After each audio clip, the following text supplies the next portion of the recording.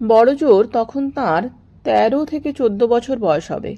হেমচন্দ্র কানুনগো মেদিনীপুরে রাস্তা দিয়ে যাচ্ছিলেন। ক্ষুদিরাম দৌড়ে তাঁর কাছে এসে বললেন, আমাকে একটা রিভলভার দিতে হবে। হেমচন্দ্র মহাশয় অচেনা অজানা একটা ছোকরার থেকে এই ধরনের আবদার শুনে একটু অবাক হয়ে জিজ্ঞেস করলেন, তুই রিভলভার দিয়ে কি করবি? ক্ষুদিরাম বসু জবাব দিলেন, সাহেব মারব। হেমচন্দ্র মহাশয় অবশ্য সেদিন ক্ষুদিরামকে ধমক দিয়ে পাঠিয়ে দিয়েছিলেন বটে, কিন্তু তাঁর সাহস আর দেশপ্রেম দেখে অভিভূত হয়েছিলেন।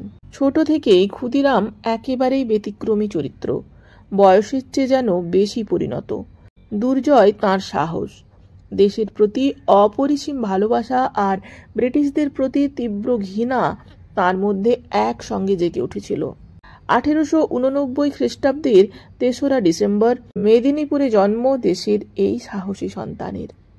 বাবা ত্রৈলোক্যনাথ বসু, মা লক্ষ্মীপ্রিয়া দেবী।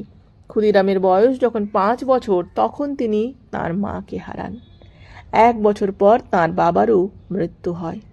বড় দিদি অপরূপার কাছে মানুষ হন তিনি। অত্যাচারী বিচারপতি কিংসফোর্ডের হাতে ছিল ভূপেন্দ্রনাথ দত্তের অর্থাৎ স্বামী বিবেকানন্দের ভাই তার মামলা। তার অপরাধ, যুগান্তর পত্রিকায় 2টি রচনা ইংরেজদের বিরুদ্ধে প্রকাশ করেছেন। 1 বছরের কারাদণ্ড হলো। মামলা হলো বন্দে মাতরম পত্রিকার বিরুদ্ধেও। এই কিংসফোর্ড আদেশ দিলেন বছর 15-র কিশোর সুনীল সেনকে সবার সামনে বেত্রাঘাতের। অতএব ঠিক হলো তাকে হত্যা করা হবে। হেমচন্দ্র লেগে গেলেন কাজে। বই বোমা দিয়ে উড়িয়ে দেওয়া হবে কিংসফোর্ডকে। বই বোমা পাঠানো হয়, তবে সেই বই না খোলায় তিনি বেঁচে গেলেন সেবার। এবার ঠিক হলো মজফ্ফরপুরে গিয়েই হত্যা করা হবে। ডগলাস কিংসফোর্ডকে হত্যার দায়িত্ব পড়ল ক্ষুদিরাম ও প্রফুল্ল চাকির উপরে। দুর্ভাগ্যবশত কিংসফোর্ডকে গুপ্ত হত্যার কাজে সফল হলেন না ক্ষুদিরাম এবং প্রফুল্ল চাকি। ধরা পড়ার পরে বিচার শুরু হয় ক্ষুদিরাম বসুর। ফাঁসির দিনেও এতটুকু ভেঙে পড়েননি তিনি।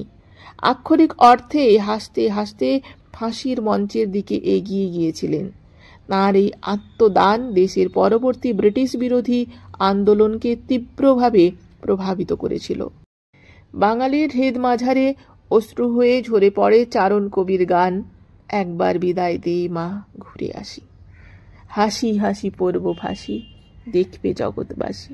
এই গানের সুরে বাংলার আবাল বৃদ্ধ বনিতার সঙ্গে আকাশ বাতাস চাঁদ সূর্য তারা সবাই আজও ক্ষুদিরামের জন্য 2 ফোঁটা চোখের জল ফেলেন। ক্ষুদিরাম বসুকে ফাঁসি দিয়ে ইংরেজরা ভারতের স্বাধীনতার লড়াই রুখতে পারেনি, বরং তৈরি হয়েছেন শত শত ক্ষুদিরাম। অনেকেই আত্মবলিদান দিয়েছেন, অনেকে কারাগারের অন্ধকারে কাটিয়েছেন জীবনের সেরা বসন্ত।